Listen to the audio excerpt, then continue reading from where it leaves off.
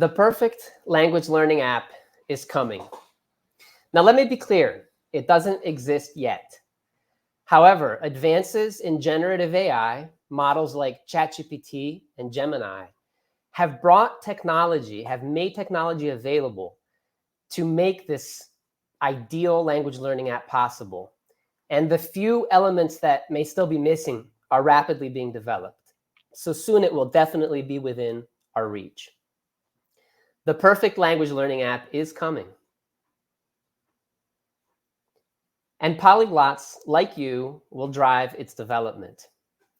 Now, before I get into all of that, and by the way, this was what motivated my research, which I'll be presenting today, about what polyglots want in the AI era.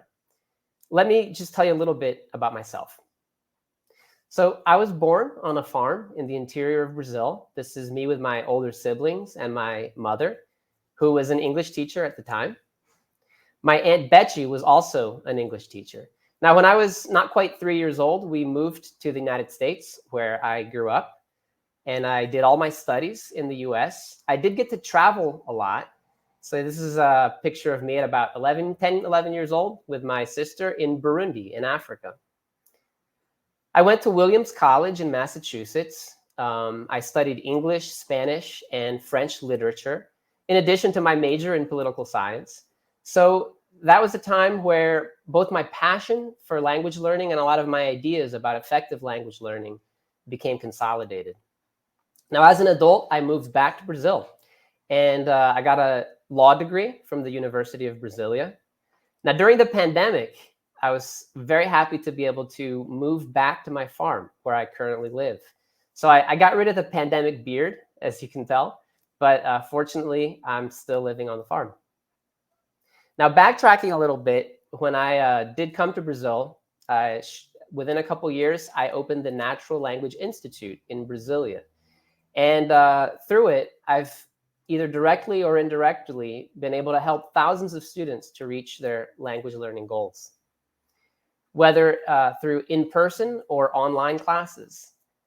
I've focused a lot on developing methodology, so a very unique and personalized methodology for beginners using games to get them speaking as quickly as possible, and for intermediate and advanced students, a method that's fully tailored to individual interests and goals. So it's a completely personalized method. Now, I also work at the Court of Accounts of Brazil as an auditor. For a number of years, I headed the International Relations Department. I got to travel extensively and use my foreign languages quite a lot in my day-to-day work. But a few years ago, I made a big move within the Court of Accounts.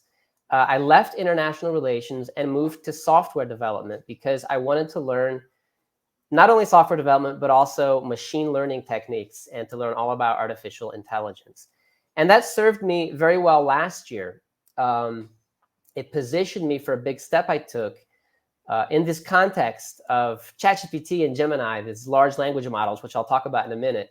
I created Natural Fluency with the goal of delivering that same method, that same personalized method, but instead of serving thousands, my hope is to make it accessible to millions. There's a lot of interest in Brazil, as I think all over the world, about how AI is influencing language learning. And in January, I was interviewed for one of the biggest tech podcasts in Brazil, Hipsters, about this topic. And that takes me to the next section, because at the very beginning of my presentation, I made a strong claim, which is that the perfect language learning app is coming and that technological progress, especially in artificial intelligence, is making that possible. So I want to talk a little bit about technology and back up that claim a bit. Now, computer-assisted language learning, known by the acronym CALL, is nothing new. It has a rich history dating back to at least the 1960s, when mainframes were used, especially to create drill and practice exercises to improve one's vocabulary and grammar. In the 1980s, PCs entered the homes, and CALL became more interactive and multimedia. But the game changer, as you all know, was the advent of the internet in the 1990s and 2000s. The internet and web-based technologies it really transformed the language learning landscape because it brought content, first of all, Nowadays we can watch movies and series in multiple languages with subtitles, without subtitles. We have access to the world's libraries and audiobooks as well. And of course, we can now do video calling for our language exchanges or our online classes. But a second game changer, at least as big as the internet, in my view, is being brought about actually by what I like to call the deep learning revolution, which completely revolutionized artificial intelligence and ushered an unprecedented era in various domains. Now, when applied to natural language processing, or NLP, it has already transformed many fields such as transcription, translation, and language learning. So, even before ChatGPT, AI was being used quite a lot. Wu and Choi from Arizona State University assessed the use of AI tools in language learning between 2017 and 2020.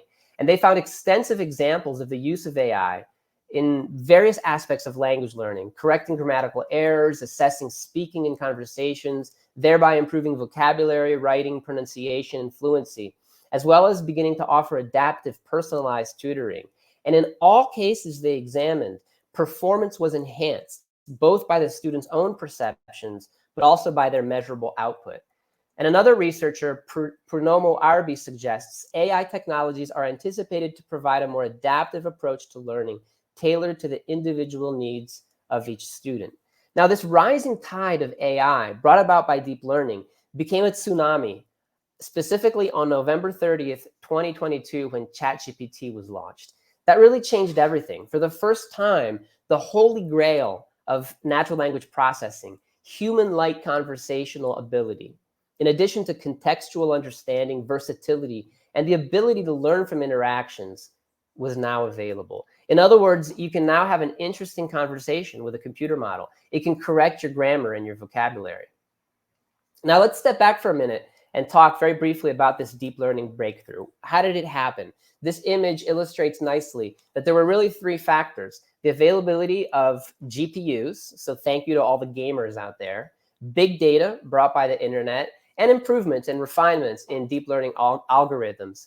And in 2012, there was a really significant moment for the AI field, which was in the context of the ImageNet large-scale visual recognition challenge.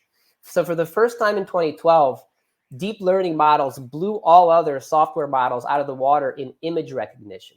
Now, deep learning applied to NLP, as I've mentioned, also started to become transformational. But that really came to a head in 2017 with transformer architecture, with self-attention mechanisms, which laid the groundwork for advanced language models such as BERT.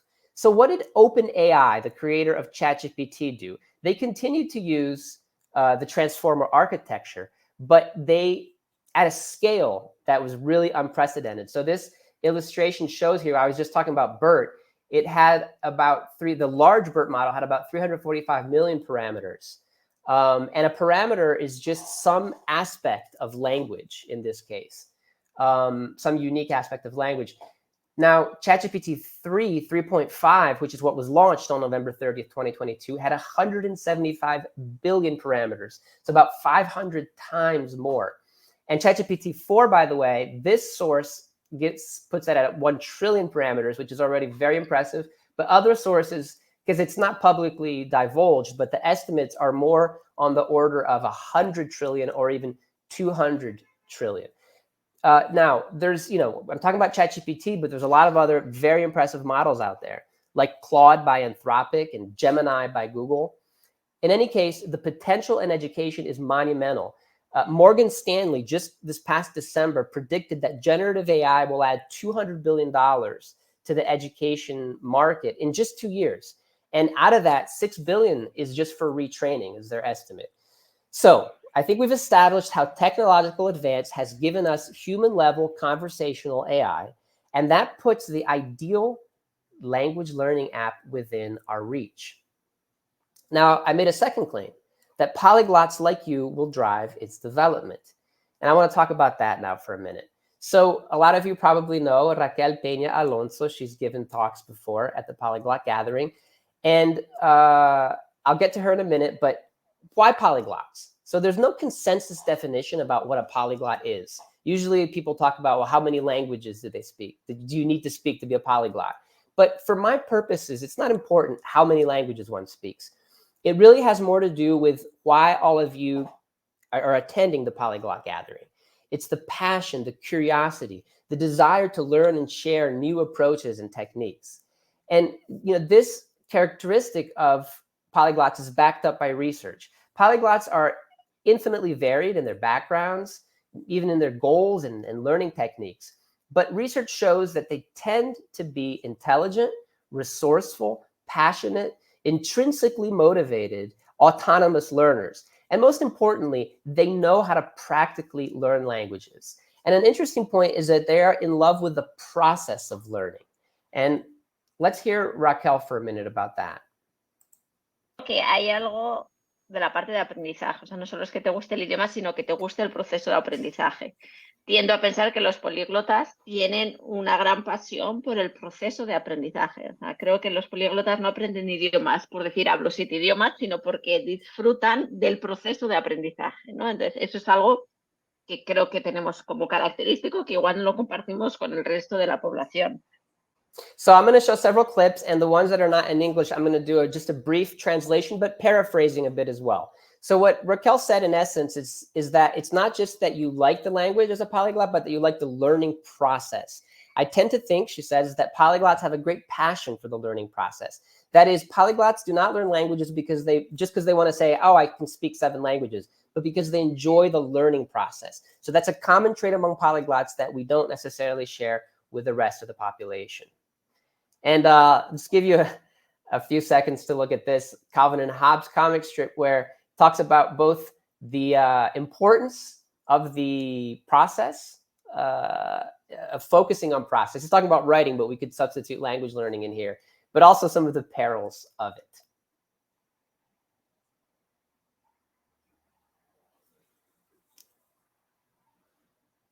Now, moving on a bit here, and getting back up to research. In a doctoral dissertation for Durham University entitled, "What do polyglots know about learning languages?" the researcher writes, despite their extraordinary success in language learning, polyglots have received very little attention from researchers in the field of language acquisition. It is somewhat odd that the topic has not been investigated in more depth, considering it is common practice in other fields for the most successful practitioners to be observed, analyzed, discussed, and imitated. And he continues, there's a lack of research which focuses on the strategies of polyglots. These strategies are not merely theoretical, but have been used, adapted, and fine-tuned to help polyglots efficiently learn several languages. So the point is that polyglots are passionate about the learning process of learning a language, and they have practical knowledge about what it takes to be successful and efficient. Polyglots are the expert practitioners in the field of language learning. Those who want to develop an ideal language learning app, therefore, in the AI era, must listen to them. So that was the basis for me to conduct research, which I'm going to present to you.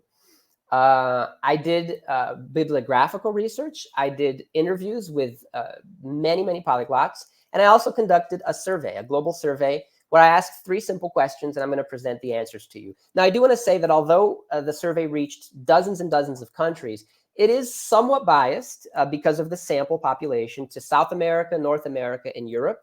And the largest number of respondents were from Brazil. So I will continue to try to get more responses from Asia, Africa, and Oceania. Now, the first question was straightforward. What languages do you want to learn? And here are the top 20. Now, the first result from this is that the answer is a lot. Polyglots have a very big wish list of languages that they would want to learn with an AI language learning app.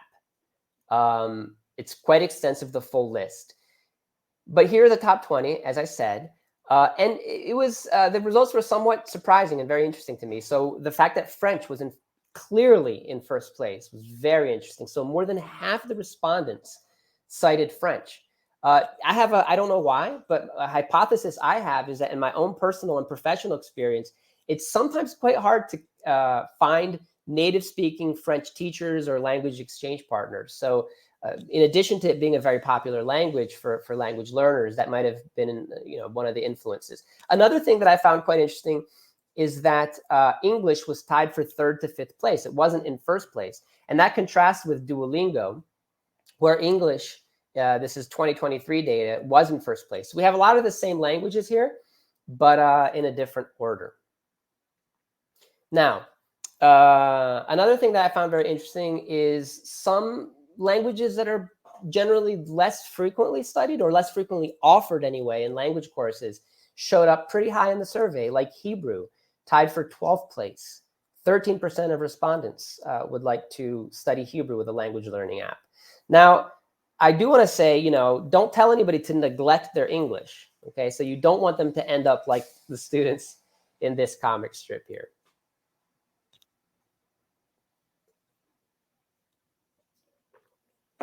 Spanish, by the way, is also very important, as our survey illustrated, including if you're a scientist, right? Especially if you study dolphins. So I really got a big kick out of this one here. Scientists trying to decode what the dolphins were saying, and they have no idea, right? They're speaking Spanish. So moving along now to my second question, which was basically I listed 10 categories of features that an AI-powered language learning app could offer, and asked respondents to choose the 3 that were their highest priority. And here we have a very clear winner, which is accurate grammar, pronunciation, and vocabulary corrections, which was chosen by nearly 80% of the respondents as a top priority. And I think this reflects that polyglots are very experienced language learners, because corrections, good, accurate corrections, are very hard to come by. And they're very essential to continue progressing in a language. One needs to develop awareness of one's mistakes in order not to stagnate. And in my conversation with, he's become a friend, Sam Vieta from Rio de Janeiro, he talks about this. So let's listen.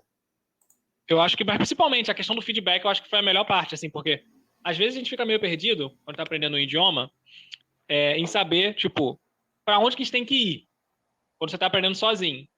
Quando você não tem um tutor, né, quando você não faz aulas formais, você fica meio que, o que eu tenho que aprender agora? Onde que eu preciso melhorar?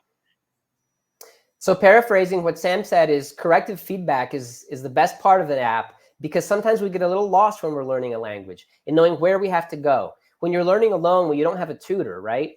When you don't take formal classes, you're kind of like, what do I have to learn now? Where do I need to improve? So the second most voted one is also not surprising. This is really, as I have mentioned before, was the holy grail of computer-assisted language learning that modern LLMs have brought to us as a possibility, which is to have conversation and content tailored to your interests and gaps in your proficiency. So conversation is key, but how do you make it engaging enough? I'm going to talk about that a little later on. But the key is personalization, I believe.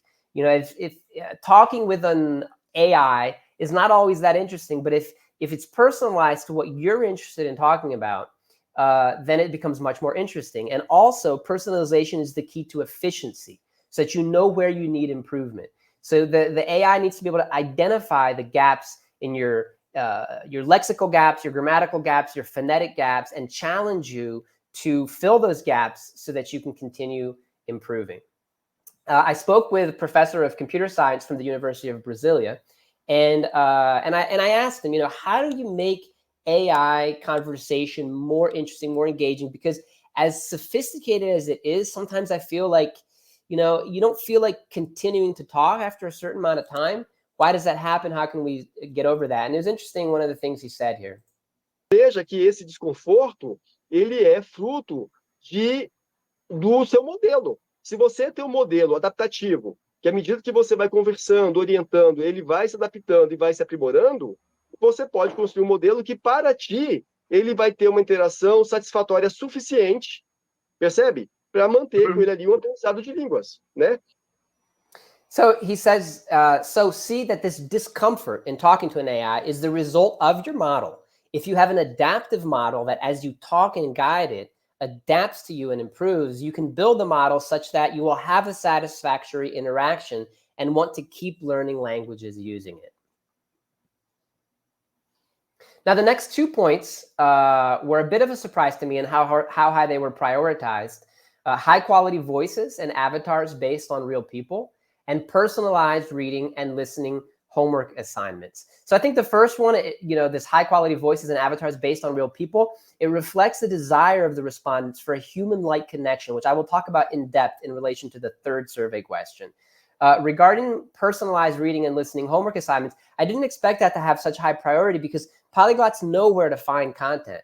But I think that, if AI can understand users' interests and their level very well and find tailored content for them, it will be a time saver and offer them fresh ideas. So I spoke to friend and collaborator Tom Croning, and he talked about this. He said, personalized homework, if it's something that interests you, that's an absolute goldmine for language learning. And it's especially useful because you're learning about something that you will actually talk about later and share with people using your target language. And I just want to take a minute here to give a big shout out and thank you to Tom, because he provided just invaluable help in getting this survey together, getting it out to people, and also in preparing this presentation. So thanks so much, Tom. By the way, he's participating in the gathering, so hopefully some of you guys will run into Tom. Now, I just want to say before I move on to the third question that these two were not as highly prioritized: the ability to engage with AI teacher about specific songs, texts, and images, and the ability to talk about current events. But they did show up in passionate ways in the answers to the third question, which I'm going to start about now. So I think they are important, maybe not to the majority, super important to the majority of polyglots, but to some, they're extremely important. So the third question was, if you could custom order an AI-powered language tool, what pressing needs would it address, or what features would it include? So it's similar to the second question, but this one was open-ended. You could write anything you want. And this is a word cloud of the answers that were given. There's a lot of information there. You can see pronunciation stands out. But I'm going to break it down, because what I did is I read through all of the answers and I categorized them. So what I'm going to do now is I'm going to present the main categories that showed up. So the first category was not surprising. Polyglots want an ideal language learning app to provide conversation practice. Students need immersion in the target language. And it should be related, that conversation be related to their interests and their goals, and it should fill their proficiency gaps. The second was the same as the top priority in question 2, right? Polyglots want AI to correct them. So no big surprise there. We already talked about it. The third category was really an eye-opener for me, because there were so many answers that talked about pronunciation. Polyglots want a tool to be able to practice their pronunciation. And this was cited more than any other skill, more than grammar, vocabulary, or any other language skill. They want insights about their pronunciation. And for some language, accurate tones are also very important. Now, of course, pronunciation has been very important even from the very beginnings of human language. So maybe I shouldn't have been so surprised. I love that one. And when I spoke with Professor Caroline Do from Bishop's University, and I asked her, what technology do you use to teach French? She emphasized the importance of tools that allow students to practice pronunciation. So this was in line with these answers. Enseigne un cours spécifique de phonétique. Donc, dans ce cas-là, je vois bien l'évolution au cours de la session. Puis, ceux qui s'améliorent le plus sont ceux qui utilisent ces outils-là puis qui pratiquent beaucoup. So what she said is, I teach a specific phonetics course. I can clearly see that those who improve the most are those that use these technological tools to practice pronunciation a lot. And since some respondents mentioned the International Phonetic Alphabet, I thought you guys, if you hadn't seen this yet, would appreciate this one.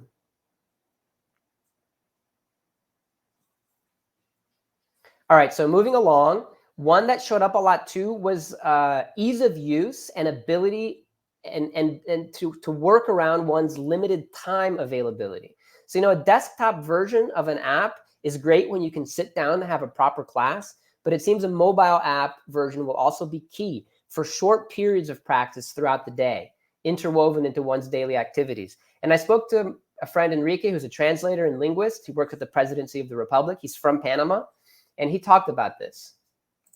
Tuve una idea. Las personas como lo hablamos anteriormente, tienen esa cuestión de la falta de tiempo. Entonces yo creo que tal vez la herramienta sería mejor de forma homeopática, como a veces dicen, ¿no?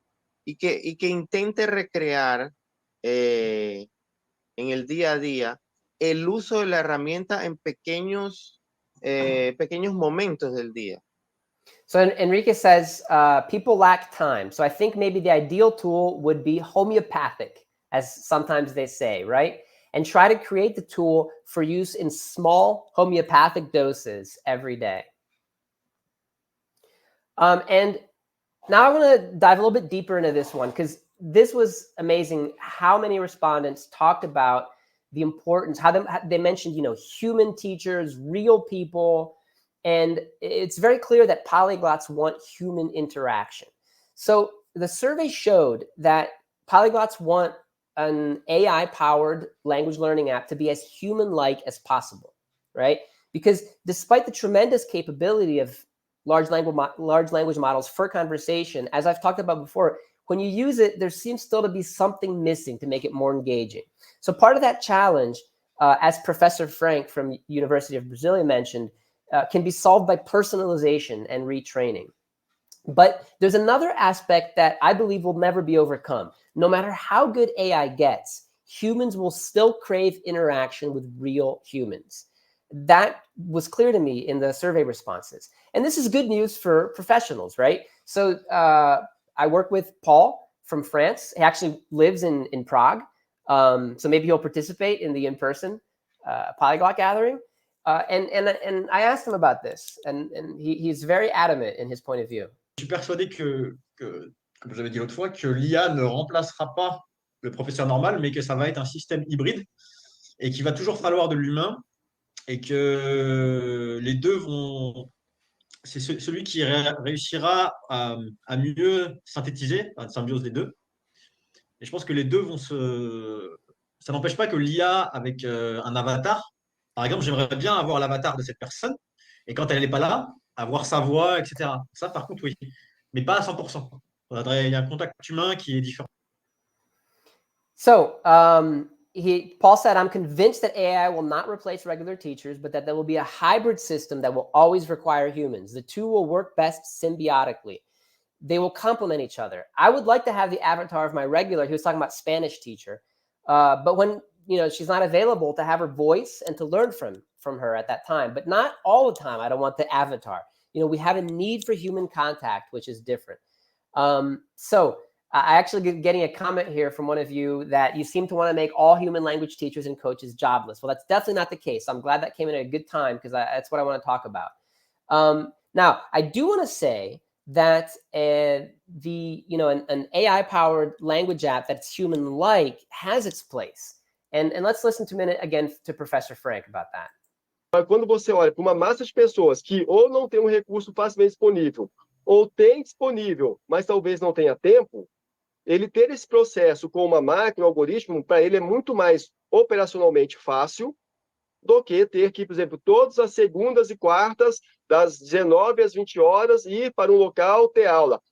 So what he said is, when you look at a mass of people who either don't have resources easily available or have them, but perhaps they don't have the time, being able to have this learning process with a machine, with an algorithm, is much more operationally convenient than having, for example, to have to schedule classes on Monday and Wednesday, 7 p.m. to 8 p.m., go to a place to take classes.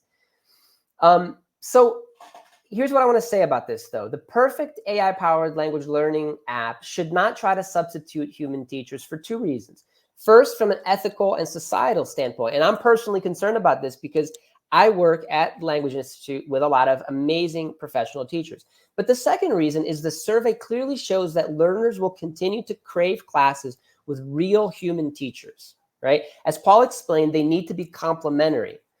So an AI-powered language learning app will actually make the language learning much more accessible, as Professor Frank said, and therefore it will increase the size of the language learning market. I'm convinced about that. I talked yesterday to a good African friend of mine who is working in the Democratic Republic of Congo. She can't have private classes with a tutor. She needs to learn German, but she does, because of scheduling difficulties, she's not able to have private tutoring. And most people in the country where she's working, they can't afford that kind of private tutoring. So an AI-powered language learning app will serve them well and bring them into the language learning market, because these are people that are not currently in the market. But then once we've expanded greatly this market, why not use the language learning app itself to allow them, when they're able to easily and conveniently schedule classes with real teachers? So I'm going to share an approach that I'm experimenting with, because it's the only example I'm aware of.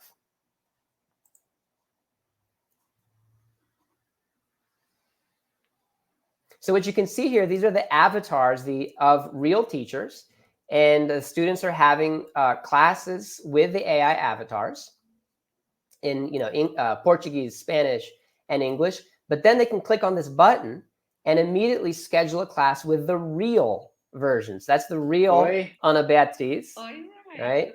And let me just take a minute to give a shout out here to my co-founder, Roy Joshi. And hopefully you'll get to meet him sometime soon, maybe at the in-person gathering. I'm sorry, let me skip ahead here. Oi. Tudo bom? There's the real Francisco, Spanish teacher. Exactamente. Like lounge. And the real William, lounge. human teacher. So, what do polyglots want in the AI era? I want to give a brief summary of the survey results. They want a wide variety of languages, and definitely French. They want unlimited speaking practice tailored to their goals and interests. They want accurate real-time corrections and review. They want pronunciation practice and insights. They want personalized homework, media, and current events. And they want a convenient mobile language companion. They also want it to be human-like, with high-quality voices and engaging conversation. But they also want access to real human teachers. Now, as a last point, I want to talk about that it's also important to understand a couple key differences between polyglots and typical language learners. To illustrate, let's listen to how, I think a lot of you know Veronica as well. She's given talks before at the Polyglot Gathering. Let's listen to her talk about how she learned Brazilian Portuguese. And just a little bit of background to this clip. She grew up watching Brazilian soap operas dubbed in Russian. For active learning, I rewatched the same soap operas, but without dubbing. And also, since I've already learned French, English, also I had experience learning German a bit and Spanish like a bit. So lots of words like could be easily. And then I downloaded the app that is called Bubble. I published stories on Instagram saying like, oh, I'm learning Portuguese. And so I had one boy, he wrote me and he told like, I could give you, like, we can make a conversation for free. Of course, I was listening to podcasts and I was reading the transcripts from the podcasts. So this illustrates very well how resourceful experienced polyglots are and how they're capable of finding the right strategies for themselves. They can naturally and autonomously bring together their previous knowledge and resources to learn a new language. But many of your more typical language learners don't always have that knowledge, that awareness, and frankly, the passion to do that. So now forgive my stereotypes here, just to make a point. You know, here's your typical polyglot, full of resources, full of enthusiasm, full of passion. But your typical language student might need a language, but they don't necessarily, they're distracted. They don't necessarily have the knowledge, the awareness. And so I believe that whereas polyglots, they can use many different apps, many different resources. Your standard language learners, they need one app that's going to take them to whatever level of proficiency they need. And then, you know, what illustrates that is Duolingo. I think Duolingo proves the power of a single app to enter the collective consciousness in terms of learning languages. Now, for polyglots, Duolingo, it's just one additional resource. They know how to make it work for them. But for millions of other people who want to learn a language, downloaded Duolingo and didn't go beyond Duolingo, it became a dead end for them. They don't look elsewhere. So now we can and build an app that will really take one to fluency. And so we need a single app that will do that. Will take you from zero beginner to whatever level of mastery you desire. And just one other point here is that a second critical difference is that polyglots, as I've said before, have passion and intrinsic motivation. And maybe that's why these two, establishing goals, a study plan, and having reminders and gamified experience to keep you motivated, were not highly prioritized. But I think for your typical language learners, they do need this extrinsic motivation. So whereas these are not the top priorities in developing your ideal language learning app initially, but I think to get mass appeal, they shouldn't be ignored. So conclusions. Breakthroughs in generative AI have put the ultimate language learning app within our reach. Polyglots who are passionate, practical, intrinsically motivated learners point the way to what should be built. And here's what should be prioritized. I won't go over that again. But it's also important to reach a mass of language learners. We also need to consider these two aspects: a single app that takes you from beginner to mastery, covering all language skills, and it should add extrinsic motivation and help them develop passion. Finally, people crave human interaction, whether that be in person or online. So the ideal language learning app must not only give human-like instruction, it should also value human professionals, giving students direct and easy access to them. That's the end of my presentation. Thank you so much. I'm sorry I went over time, but I'll be happy to answer a couple questions as best I can. And I'll just leave my contact information here on the screen. I would love to hear from you guys, by email, on Instagram, or on WhatsApp. So my first question from Larry is, since AI models are built on content that is already available, will AI help or hurt endangered languages? That's a really good question. I can't give the definitive answer, but I'll give my opinion, which is that they will help, very much help. Now, it's true that the training data for these endangered languages, and especially languages that are not typically written languages, is much more limited. So the conversational ability of any, conversational AI app is going to be more limited with these languages. However, there's a lot of research currently being done by OpenAI and many others about how to generate content, because content is limited. It's finite, right? So to continue to improve the quality of language learning models, a big area of research is how do we generate artificial but realistic content that can then be fed into the training data.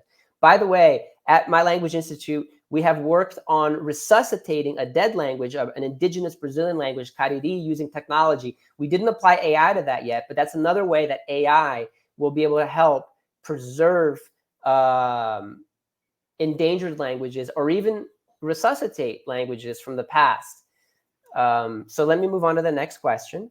Let's see here. Okay, so the biggest problem with AI is that teachers, and your teacher.ai was cited here, is that this is from Finia, by the way, that they forget too fast their former conversations and the tasks that they were asked to do. How would you overcome that? That's a great question. It's a challenge that's really important. And it's a technical challenge. So it can definitely be surmounted. Basically, the way I envision it is you have a database that stores all the knowledge of prior conversations and is able to parse that appropriately. So getting the students' intent as they're using the app, and then going to the database to figure out, okay, we've talked about this before, and also being able to summarize certain aspects of information about students' preferences and styles, and send that to the large language model for every interaction so that it's personalized, it's tailored to that student. So again, great question. It's an important challenge, but it's definitely technically surmountable. So a question from Victor is, how much are users willing to pay for the top features? Well, I don't know. That's a good question. I think, though, that we want, as I mentioned before, we want it to be accessible. So we need to find a way to provide the top features, to provide this ideal language learning app so that we can truly democratize access to language learning. And so some would be willing to pay a lot. But, you know, in Brazil, I talked about Africa as well. Most people can't afford an expensive course or expensive app. And so this should be a way to bring them into the language learning space. So another question from Evelina. I'm sorry if I mispronounced anybody's name. Don't you think that this ideal language learning app will make people more closed at home, let's say, like less real human interaction? Yeah, there's definitely, you know, technology brings that risk, and it brings that as a reality. You know, I always speak to my daughter about, you know, get off your cell phone, get outdoors. And I think, you know, 90% of parents have that same conversation. So I think that reinforces what I presented about that the app itself should be a way to, you know, or should provide ways for real human interaction as much as possible.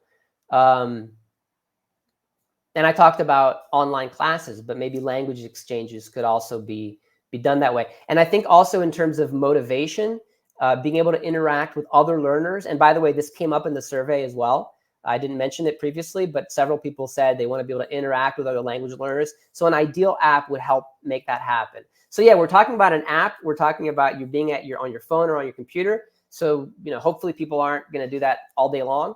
But if the app can provide ways for them to connect with real humans in the real world, I think that would be very advantageous. So another question from Teresa or Teresa. Is there an AI app that includes live classes for Asian languages? I use Babbel Live for my Italian classes and looking for similar for other languages. Yeah, there's definitely apps that do that. You know, I didn't want to talk about the app that I'm building and offering very much, but I will say that we currently offer Japanese and Korean and Hindi. And we'll definitely be adding Mandarin soon. And basically, whatever users request, we'll definitely add those languages. So yeah, I think the survey made clear that polyglots, and I think this can be extensive to language learners, they have a very wide variety of demands and needs for different languages. So the ideal language app, I think, will offer dozens and eventually hundreds of languages.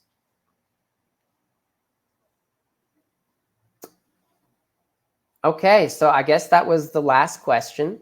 I wish I could see everybody live. I'm hoping to meet a lot of you in Prague.